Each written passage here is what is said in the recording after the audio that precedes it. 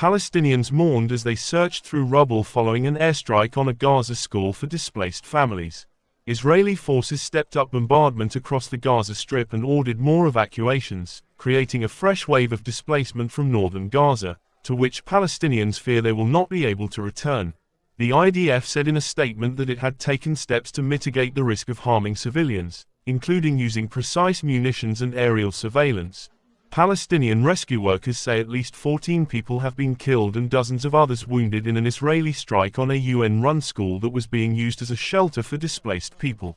The Israeli military said the building, in the Shati refugee camp west of Gaza City, was being used by Hamas to plan and execute attacks on Israel.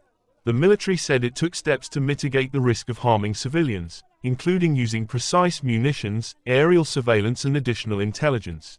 In recent months, Israel has conducted dozens of airstrikes on schools across the Strip, structures where hundreds of thousands of Palestinians displaced by fighting have sought refuge.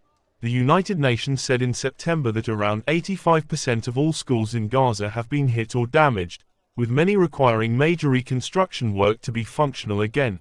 And the UN Agency for Palestinian Refugees, UNRWA, said 70% of the schools it administers have been hit and that 95% of them were being used as shelters.